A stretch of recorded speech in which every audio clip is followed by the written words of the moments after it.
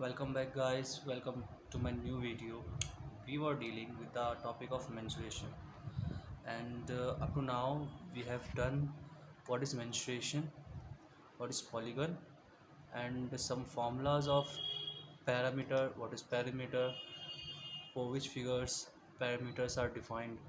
ये सब हमने कर लिया था. Now, today, we are going to start to discuss some parameters formula. देखिए हमारे पास पैरामीटर का है तो एक ही फार्मूला, बट डायरेक्ट फार्मूलेस कभी कभार पूछ ले जाते हैं, तो डिफरेंट डिफरेंट फिगर्स का हम कोशिश करेंगे पैरामीटर निकालने का. ओके, तो हम सबसे बेसिक पॉलीगन से स्टार्ट करेंगे. सबसे पहला पॉलीगन 3 साइड होगी. 2 साइड कभी भी क्लोज फिगर नहीं बना सकती, हमेशा एंगल बनाती है. ये हमें पता है. जिन्हें नहीं पता, अभी हाल ही में वीडियो आने वाली है लाइन्स एंड एंगल्स की, उसमें भी हम देखेंगे. ठीक है, फ़िलहाल हमारा फोकस आज ट्राइंगल है.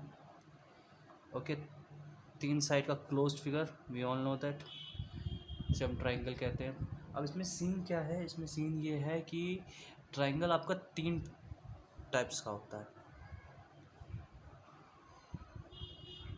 ओके, एक होता है आपका स्केलर ट्राइंगल, एक होता है आपका आइसोसेलेस. अगर आपने अपनी मेरी पिछली वीडियो भी देखी तो उसमें मैंने इसके डिस्कशंस किए हैं, केवल नाम का डिस्कशंस किए थे. एक होता है equilateral triangle.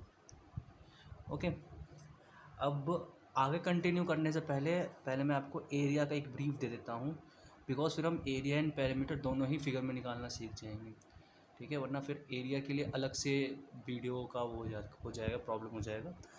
So what we are discussing as area. अब ये एरिया क्या है? ओके, एरिया का मैं नॉर्मली रोम्बस को लेके करूँ तो एरिया का मतलब होता है, देखिए पैरामीटर में हमने क्या देखा, बाउंड्री के बारे में. ठीक है, तो 2D के अंदर कितना स्पेस है. ठीक है, पहली बात तो ये स्पेस और वॉल्यूम और 3D टर्म है, लेकिन तब भी हम 2D के अंदर का जब पार्ट देखते हैं, कितना हम इसमें फिल कर सकते हैं, उसको हम कहते हैं एरिया. ओके, किसी भी 2D फिगर के अंदर हम कितना पार्ट फिल कर सकते हैं, कितना इसका स्पेस भर सकते हैं. ठीक है, कितना इसमें स्पेस है, इसे हम कहते हैं एरिया. ठीक है, एरिया निकालने के डिफरेंट डिफरेंट तरीके होते हैं. ठीक है, कई बार हमें मैक्सिमम पूरे मेंसुरेशन में सबसे ज़्यादा फॉर्मूले हमें एरिया के ही याद रखने पड़ते हैं, क्योंकि पेरीमीटर आपका बेसिक अंडरस्टैंडिंग है. बाउंड्रीज़ को हम मेज़र कर लेंगे. वॉल्यूम के लिए भी आपके फॉर्मूलेज होते हैं बहुत आसान. ओके, तो एरिया मेज़र करना ही थोड़ा हार्ड होता है. ठीक है, इसके फॉर्मूलेज मैक्सिमम हमें रटने पड़ जाते हैं. ठीक है, एंड क्रैम करना बहुत ही गलत आदत है मैथ्स में, बट जब ऑप्शन वही हो तो हम कुछ नहीं कर सकते. ठीक है, तो एरिया का बस यही सीन है. जैसे फॉर एग्जांपल मैं इसकी रेक्टेंगल की बात करूं, ठीक है, रोम्बस का भी फॉर्मूला होता है, उस पर भी आएंगे हम. फिलहाल हम रेक्टेंगल की बात करते हैं. तो we all know that rectangle का एरिया कितना होता है, L/B. अच्छा, एक रिक्वेस्ट मैं आप सभी से करना चाहूँगा कि प्लीज़ डिफ्रेंशिएट रखें, अब एक डिफरेंस रखें, एरिया क्या होता है, पेरीमीटर क्या होता है. कई बार बच्चों को पूरे फॉर्मूलेज याद रहते हैं, लेकिन एरिया ऑफ रेक्टेंगल की जगह पेरीमीटर ऑफ रेक्टेंगल वो लिख के आ जाते हैं फॉर्मूला. ये गलती आपके ना कॉन्सेप्ट की है, ना आपके अंडरस्टैंडिंग की है. ये सिर्फ एक जगह पे आपका डिफरेंस आ जाता है, कि आपने डिफरेंस आ जाता है कि आपने कितनी प्रैक्टिस की है. सिर्फ आप अगर फॉर्मूला रट लेंगे, जैसे कई बच्चे करते हैं, एग्ज़ाम में फॉर्मूला रट लिया, सीधा बस उतना ही लिख के आ गए. अगर आप फॉर्मूला सिर्फ रट के जाएंगे फिर तो हो गया कल्याण. आपको इन फॉर्मूलेस की बाय हार्ट प्रैक्टिस करनी पड़ेगी. एंड किसी भी चैप्टर की अगर आपको ठीक से प्रैक्टिस करनी है, नॉलेज जानना है, तो न्यूमेरिकल से ज़्यादा मैं इंसिस्ट करूँगा आप लोगों से कि आप वर्ड प्रॉब्लम्स ट्राई करें. जितने वर्ड प्रॉब्लम्स ट्राई करेंगे आपको रियल लाइफ में पता चलेगा रियल लाइफ में ये कहाँ यूज़ होते हैं. कि काफ़ी बच्चे कहते हैं कि मैथ्स का रियल लाइफ में क्या ही यूज़ है. तो जब आप वर्ड प्रॉब्लम्स लगाएंगे ना, तो वर्ड प्रॉब्लम्स में आपको समझ में आ जाएगा कि इस चैप्टर का रियल लाइफ से क्या मतलब है और कितना डीप रिलेशन है. ठीक है, तो ये फॉर्मूलेस की जो वो है ना मिक्सिंग, वो मत कीजिए. ठीक है, तो वापस से हम आ जाते हैं इस टॉपिक पे, ट्राइंगल पे. ट्राइंगल में देखिए, अब क्यों 3 टाइप्स क्यों हैं? 3 टाइप्स क्यों हैं? क्योंकि देखिए ट्राइंगल में साइड कितने हैं, ट्राइंगल में 3 साइड्स हैं.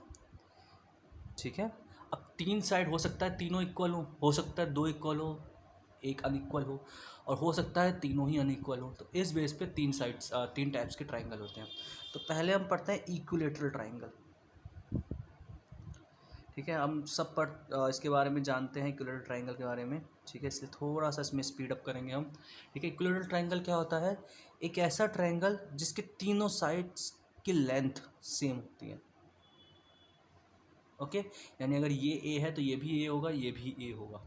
ठीक है, तीनों साइड की लेंथ सेम होती है, उसे हम कहते हैं इक्विलेटरल ट्रायंगल। अब इसका पेरीमीटर अगर मेजर करेंगे तो क्या होगा? दिस, यहाँ से देखिए, कहीं से भी चलना, मैं यहाँ से चलना स्टार्ट करो, आप यहाँ से कर सकते हो, यहाँ से कर सकते हैं, बट याद क्या रखना है कि जिस पॉइंट से स्टार्ट किया है उसी पॉइंट पर मुझे वापस आना है। अब इस पॉइंट से स्टार्ट किया तो ए पेरीमीटर ऑफ ट्राइंगल निकाल रहा हूँ मैं। पीओटी मतलब perimeter of triangle. Okay, a plus a इस पॉइंट पे वापस आ गया। देखिए क्या फॉर्मूला बन गया, 3a। यानी इक्विलेटरल ट्राइंगल का तो मैं पेरीमीटर बताऊँ तो उसका डायरेक्टली फॉर्मूला क्या होगा, 3a। मैं अभी बोल रहा हूँ, इसे मगअप करने की कोई ज़रूरत नहीं है, कोई ज़रूरत नहीं इसे याद करने की। सिर्फ ज़रूरत क्या है, कॉन्सेप्ट को समझने की। ठीक है, आप एक बार बस ध्यान से कॉन्सेप्ट को समझ लीजिए, या तो बुक से समझ लीजिए, ठीक है, या वीडियो को रिपीट कर करके समझ लीजिए, नो प्रॉब्लम।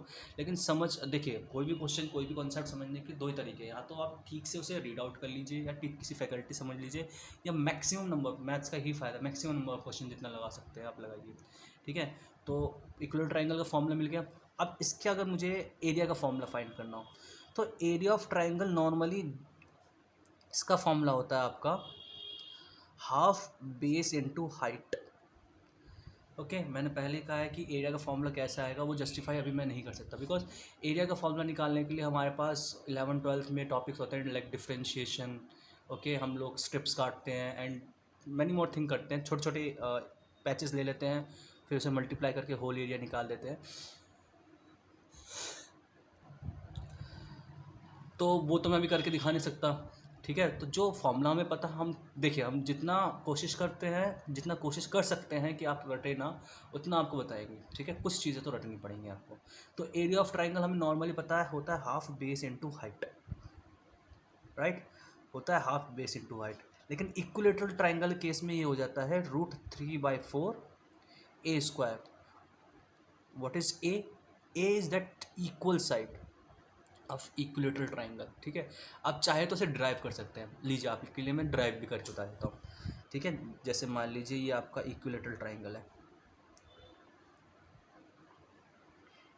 ठीक, आपको पता है हाइट क्या होता है? हाइट होता है आपका, कोई भी एक बेस ले लीजिए, अपोजिट साइड से उसके ऊपर परपेंडिकुलर डिस्टेंस हाइट होता है आपका। ओके, अब ये परपेंडिकुलर डिस्टेंस पड़ा हुआ है, तो यहाँ पे मैं एक कहते हैं एजम्पशन लेने वाला हूँ। एजम्पशन तो नहीं कहूँगा, उसका वेल वेरीफाइड प्रूफ है, लेकिन वो यहाँ नहीं कर सकते हम, क्योंकि उसके लिए फिर लेंथी टाइम लग जाएगा। एक टॉपिक है आपका कॉन्ग्रेंस, अगर उसे आपने पढ़ा हो, इसे ट्राइंगल का नाम देते हैं ABC, तो ये वाला ट्राइंगल एंड ये वाला ट्राइंगल कॉन्ग्रेंस प्रूव हो जाएगा। ठीक है, तो मेरा सिर्फ ये है अभी इसे एम कि मेरे को ये जो O पॉइंट है जिस पे ये परपेंडिकुलर टकरा है, ये और ये बराबर बराबर पॉइंट में कट जाएगा। तो मैं क्या कह रहा हूँ, मेरा एजम्पशन है O is mid point of BC। वैसे ये कोई एजम्पशन नहीं है, इसे हम प्रूफ कर सकते हैं, लेकिन जब हम कॉन्ग्रेंस पढ़ाएंगे तो ये प्रूफ अपने आप आ जाएगा, तो हम अभी उसके लिए अपना यहाँ पे टाइम वेस्ट नहीं करते हैं। तो हमें क्या पता है, A is mid point of BC, तो आपके पास BO क्या हो जाएगा, A/2 OC के बराबर, यानी ये और ये बराबर किसके हो जाएगा, A/2 के। ओके, अब आपको फॉर्मूला क्या निकालना है, हाफ बेस इनटू हाइट। ठीक है, बेस क्या है, बेस मतलब ये, यानी कितना, A। हाइट क्या है, ये।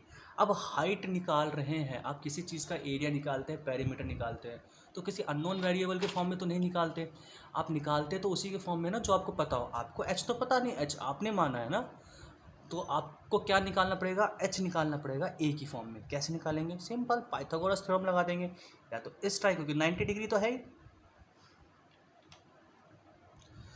तो h क्या निकलेगा, a की फॉर्म में, पाइथागोरस थ्योरम लगा लीजिए।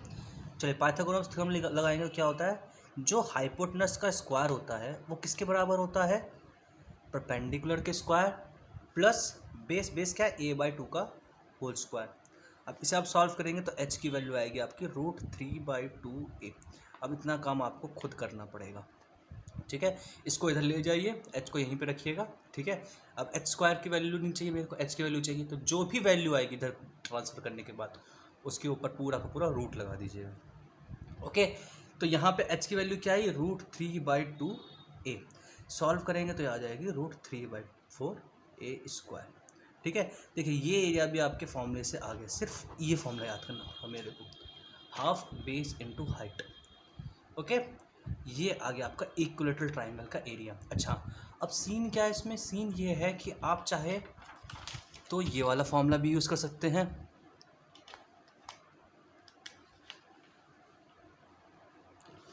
आप चाहे तो ये वाला फॉर्मूला भी यूज़ कर सकते हैं, आप चाहे तो ये वाला फॉर्मूला भी यूज़ कर सकते हैं।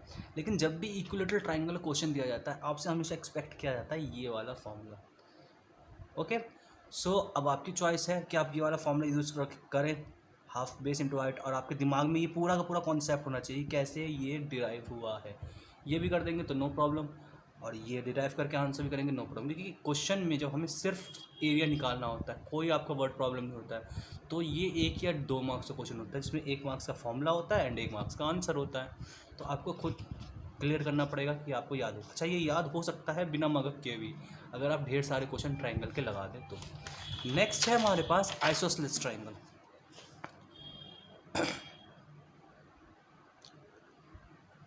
अब आइसोसेलेस ट्राइंगल का आपको कॉन्सेप्ट तो मालूम ही है। आइसोसेलेस ट्राइंगल का सीन क्या है, आइसोसेलेस ट्राइंगल में कोई भी 2 साइड का लेंथ इक्वल होता है एंड तीसरा साइड का लेंथ अनइक्वल होता है। ओके, अब इसके फॉर्मूले भी आप डिराइव कर सकते हैं। ठीक है, मैं आपको डिराइव करने को नहीं बता रहा हूँ, मैं सिर्फ इतना बता रहा हूँ कि आपको अगर एक फॉर्मूला पता है तो उस एक फॉर्मूले से, आपको अगर एक फॉर्मूला पता है तो उस एक फॉर्मूले से आप कोई सा ही फॉर्मूला निकाल सकते हैं। ओके, अब इसमें आप क्या करेंगे, इसमें भी क्योंकि है ट्राइंगल तो एरिया क्या हो जाएगा, एरिया हो जाएगा half base into height. Parameter फिर से वही रहेगा, यहीं से चलना स्टार्ट कीजिए, इस डायरेक्शन में चले जाओ, इस डायरेक्शन में, आपकी मर्जी। a + b + a, तो आपका पैरामीटर क्या हो जाएगा, 2a + b। अब एरिया कैसे निकालेंगे आप इसका, फिर से वही बात कि बेस क्या है आपका, बेस आप कोई सा ले लीजिए, मान लीजिए मैं बेस ले रहा हूँ, ये बेस ले रहा हूँ मैं, लीजिए मैंने बेस को ये ले लिया। हाइट एरिया निकाल रहा हूँ मैं, हाइट क्या लूँगा, हाइट में लूँगा ये। ठीक है, फिर से वही कॉन्ग्रुएंसी वाला टर्म आ जाएगा कि आपका ये जो पॉइंट मिड, ये और जो है ये मिड पॉइंट बन जाएगा, O is the mid point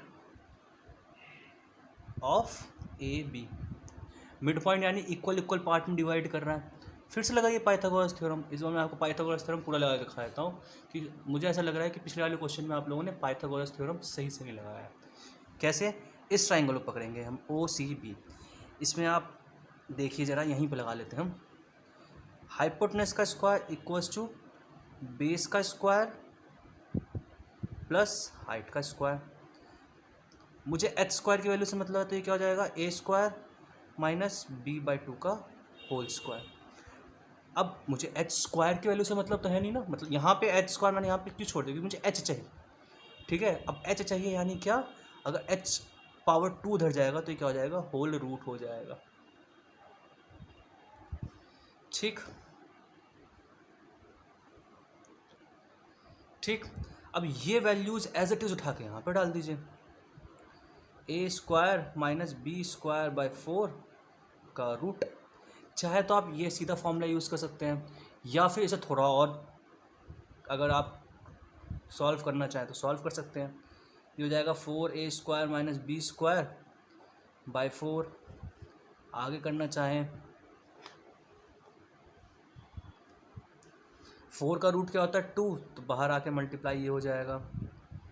आपका वेल वेरीफाइड फॉर्मूला ये होगा।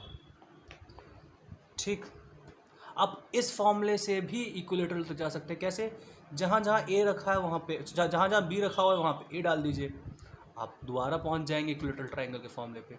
तो आइसोसेलेस ट्राइंगल में भी ये बहुत इंपॉर्टेंट फॉर्मूला हो जाता है। एरिया ऑफ आइसोसेलेस ट्राइंगल क्या हो जाएगा, 1/4 × b × √4a² - b²।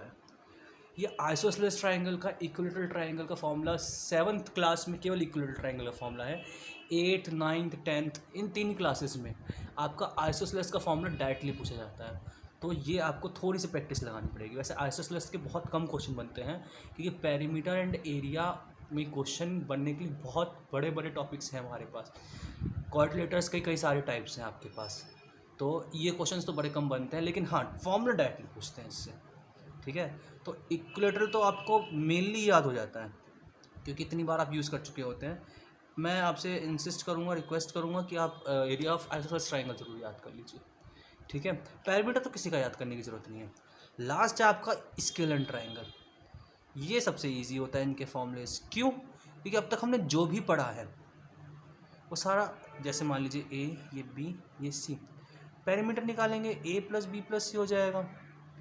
और अगर आप एरिया निकालना चाहें तो हाफ बेस इंटू हाइट हो जाएगा। बेस आप कोई सा भी ले सकते हैं, ठीक है। तो ये ट्राइंगल का आपका सीन है, ठीक है। तो ट्राइंगल का पेरीमीटर एंड एरिया यहीं पे ख़त्म होता है। I request you all to go through the question of this concept, ठीक है। तो इसी के साथ हम आज की अपनी वीडियो एंड करते हैं। एंड प्लीज़ इनके क्वेश्चन लगा लीजिए, ताकि नेक्स्ट वीडियोज़ में मैं आपका क्वाड्रिलेटर के ऊपर एरिया एंड पेरीमीटर निकाल सकूं। ओके, एंड 2D जितनी जल्दी हो सके ख़त्म करेंगे, बिकॉज इससे ज़्यादा इंटरेस्टिंग 3D है, ठीक है। अगर 2D में आपने फॉर्मूलेज याद कर लिए तो 3D समझ लीजिए आपके लिए पीस ऑफ केक हो जाएगा, पीस ऑफ पाई हो जाएगा पूरा का पूरा, ठीक है। सो अगर आपको वीडियोस पसंद आ रही हैं तो जितना हो सके उतना शेयर कीजिए। And thanks for watching the video.